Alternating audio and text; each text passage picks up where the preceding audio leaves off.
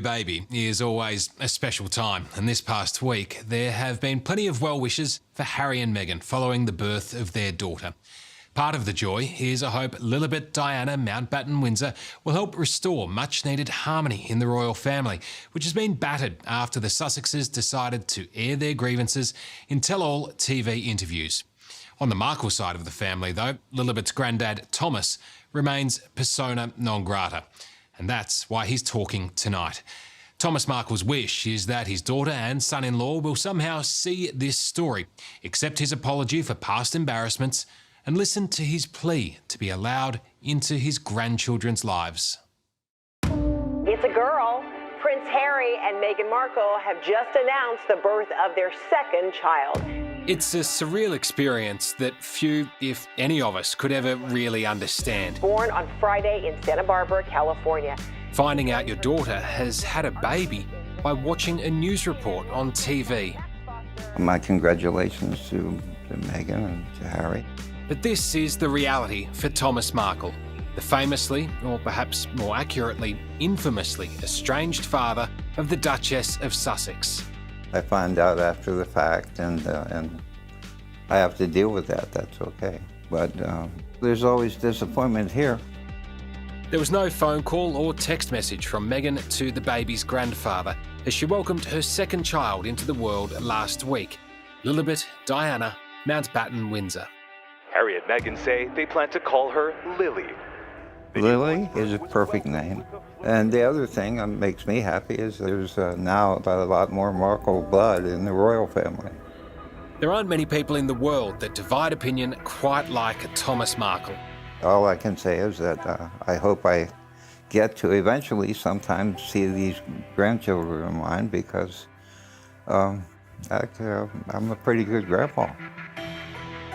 Whether you think he's a manipulative nuisance or a misunderstood doting dad, he wants everyone to remember he's human. You're becoming a grandfather again. Absolutely. What are the emotions like for you with that happening, but effectively being separated?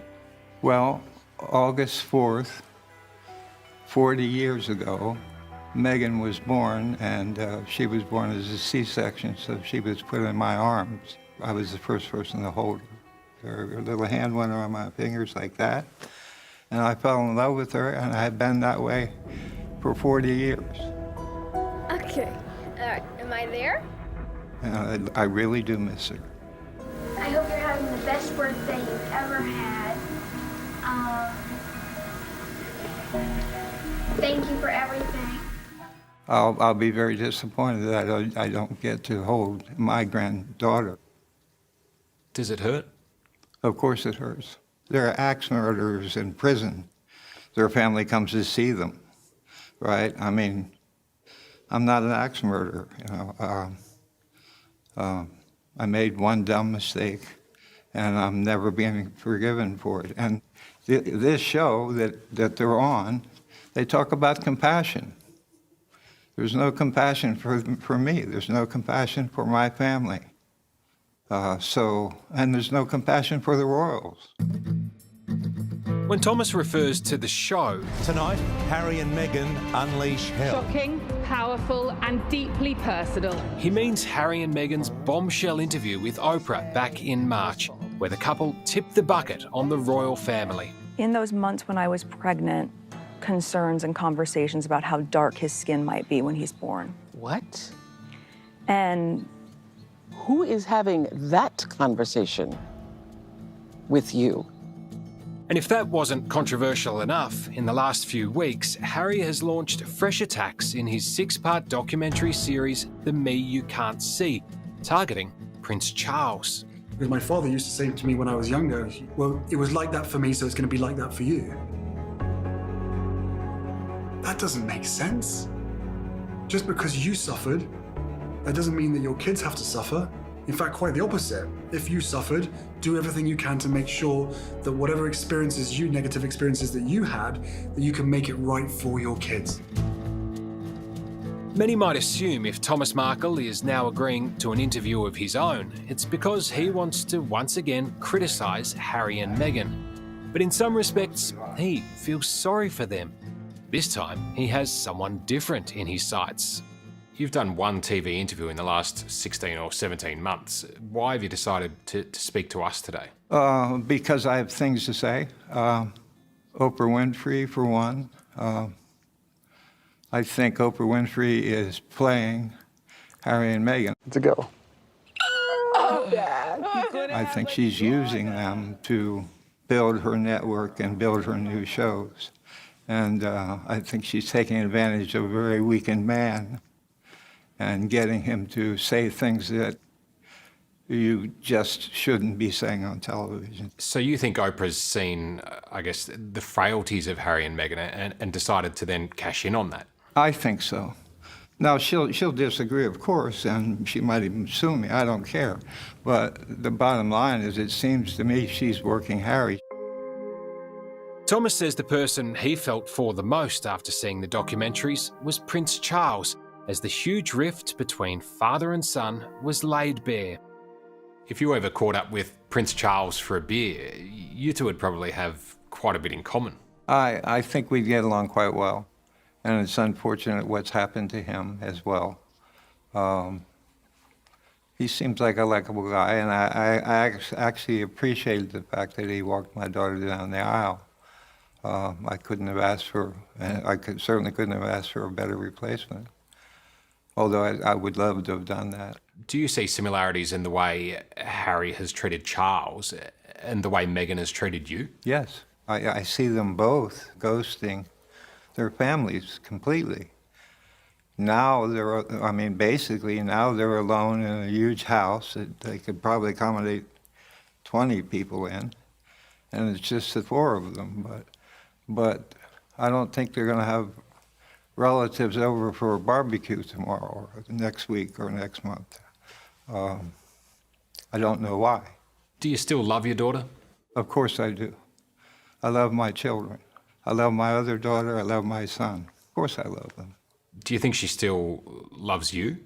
I have no idea. I don't, like I said, I haven't spoken to her since I was laying in a hospital bed 2 days before they got married. That's the last conversation we had. That was it. I haven't spoken to him since. It was meant to be the ultimate fairy tale wedding when the Hollywood star Meghan Markle married her Prince Charming, Harry, in a spectacular service on the grounds of Windsor Castle back in 2018. Well, it was dubbed the Markle debacle. But things didn't go to script. Meghan's father failed to turn up to the royal wedding. Thomas Markle was supposed to walk his daughter down the aisle, but underwent heart surgery in the US in the days before the ceremony, and in the end, couldn't make it. Prince Charles did the honours instead, but behind the happy smiles, a deep family rift was tearing Meghan apart. A series of photographs which appeared to show him prepping for the wedding were exposed as a setup. She and Harry were seething when it emerged her father agreed to stage photos for paparazzi in the lead up to the wedding. Thomas claims he was trying to improve his image, but the newlyweds decided it was simply unforgivable. I apologized 100 times for it. I'm not bitter, I'm confused. I just don't have the answer. I want an answer. If I had done something terribly wrong, that would be fine, but I haven't. So I just want an answer. I don't like to say it, but I gotta say it. I don't know of anybody that's that cold to do this. And now, like I said, Meghan did it to me, and now Harry's doing it to his father. That's a cold thing to do. And it's even more cold to do it to the Queen, who's in her 90s. None of this makes sense. So you don't think it's possible that you're to blame? If I am, tell me why and how, and I'll fix it. I'll try to fix it. But I don't know why or how. If she's only protected from heartworm disease, her coverage is coming up short. Upgrade to Interceptor Plus. It protects from not only heartworm, but all 5 major worms, keeping her fully covered. Test dogs for heartworm infection prior to use. Reported side effects include vomiting, diarrhea, and lethargy. Interceptor Plus.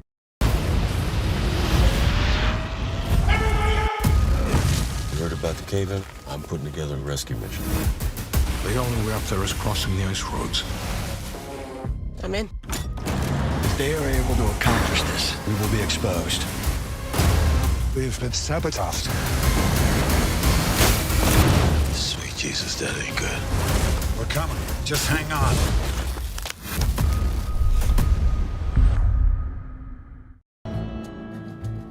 After the staged photo falling out, relations between father and daughter soured further when Thomas leaked a letter Meghan sent him where she said he'd broken her heart into 1,000 pieces by talking to the press.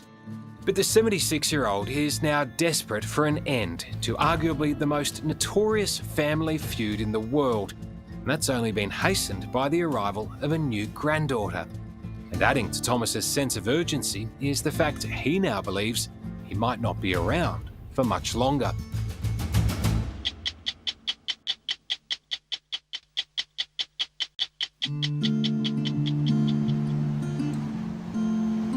This is Meghan, about 14. She was a homecoming queen for boys' college. And the baby pictures, see? Visiting Thomas Markle's house. Here, the signature knows this thing. You'd never know that he and his daughter Meghan aren't on speaking terms. Sometimes I think we've been lied to. Our weekends were special. We'd take her to her dance classes, and for the longest time, she wanted to be a dancer. Like the waves pull on a... Like any proud parent, his home is littered with photos of his beloved children. That one. Well, that's her first wedding in Jamaica. Each image is a heartbreaking reminder of happier times. That's one of my favorite pictures. I'd like to have that experience with my granddaughter. I was better off with you around. If you could get just one message across to your daughter now, what would it be? As always, I do love you, and I wish we could sit down and talk about it. I'm not an ogre. I'd love to talk to her. After a career as an Emmy Award-winning lighting director in the film industry, Thomas has now retired to Mexico, living on a precarious cliffside just south of the border with California. It's a peaceful place to come. I'd like Meghan and Harry to come here. While his grandson Archie was born half a world away in the UK, his latest grandchild, Lilibet, was born just up the highway in Santa Barbara. Yet there's no chance he'll be invited anytime soon to meet his daughter's newborn. There's some irony to the fact that Harry and Meghan are now living just a few hours up the road from you. Right. Yet they might as well be on a different planet in terms of the amount of contact that you're all having. Exactly. I'm not a tearful type, but I keep everything in here. I don't really let it out like that. But I'm certainly hurt by a lot of it. It's 3 years since Thomas and Meghan last spoke, and now he's revealed he's starting to wonder how much longer he can wait. You're not getting any younger. Do you worry that you might never meet these two grandchildren? July 18th, I'll be 77 years old. Most of the Markle men don't make it much past 80. So there's a good chance I might never see my grandchildren. I'm not looking for pity. I'm just saying that's a reality. Is part of you tempted to just drive up to California, turn up on their doorstep and knock on the door? I'd never do that. That makes me a stalker. I'm not a stalker. She knows where I live. He knows where I live. Harry's invited to come down anytime he wants by himself, or Meghan's invited to come down anytime she wants by herself or with Harry. Or, I would love that. Father's Day is coming up. That really hurts when Father's Day comes up. For now, all that Thomas knows about his daughter and her husband is what he's seen in their numerous interview appearances with Oprah this year. My mother was chased to her death while she was in a relationship with someone that wasn't white. And now look what's happened. You want to talk about history repeating itself? They're not going to stop until she dies. In the series The Me You Can't See, Prince Harry undergoes therapy on camera to deal with the demons of his troubled childhood. So we'll just process this like we did last time. We'll cross our arms, picture the negative thoughts. Did you find yourself feeling sorry for Harry at all when you heard just how much he'd been suffering? Yes, but he contradicts himself so much. It's like with my daughter. He said my daughter was thinking of suicide, and he went to the Royals and they wouldn't help him. Well, you don't go to the Royals. You pick up a telephone and you call the doctor. That's like saying I wanted to leave the house, but nobody opened the door for me. You know, it's stupid. Meghan's been very open about her mental health struggles. Yes. Do you consider yourself partly to blame for her suffering?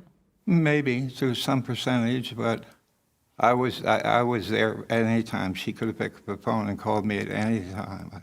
She has my phone number, so no. It hurts to me that they can't come to see me. It hurts to me that I can't come to see them. Thomas knows that putting his head above the parapet will make him a target for Meghan and Harry's staunch legion of fans. But the father of three believes he also has plenty of supporters out there who think he has as much right to share his story as the Duke and Duchess.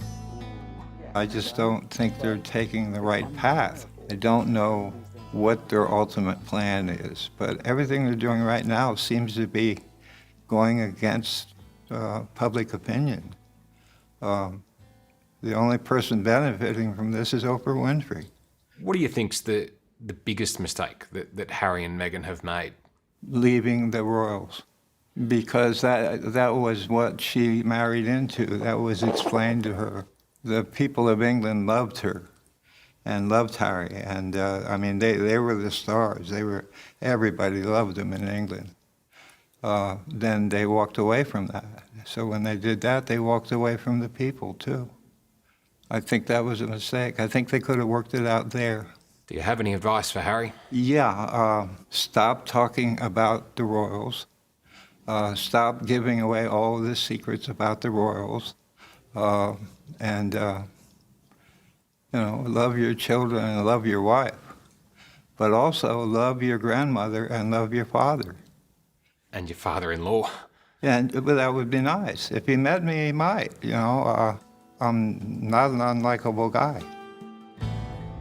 Up until 4 years ago, barely anyone besides his close circle of family and friends had heard of Thomas Markle. Yet now, there are few more polarising figures in the world than this retiree based in Mexico. After a prolonged period of combative public appearances, he's now desperate to bury the hatchet with his daughter and her husband and embrace life as a grandfather for their 2 young children. The other day I was watching an old interview of yours from 2018 and you said, this can't go on forever. Right. Do you still think that's the case, or are you now starting to worry maybe this will go on forever? Well, forever for me isn't going to be that long. So, yes, I guess it can go on forever, but I'm hoping, let's just say I'm hoping it doesn't go on forever. Right now I'm talking to Meghan and Harry. I love you guys. We can work out the problems. I don't think there's any problems that can't be worked out. And I've said I'm sorry about the initial problem. If I've said anything today that offended anyone, I'm sorry about that too, but I'm just telling the truth and how I feel about what's going on. Have you sort of given up hope of a reconciliation with Harry and Meghan? I'll never give up hope. I'll stay in the game. I mean, you know, like I said, if I'm called or visited, they're welcome anytime they want to come down. I'm here. Hello, I'm Tom Steinfort. Thanks for watching 60 Minutes Australia. Subscribe to our channel now for brand new stories and exclusive clips every week. And don't miss out on our extra minutes segments and full episodes of 60 Minutes on 9now.com.au, as well as the 9Now app.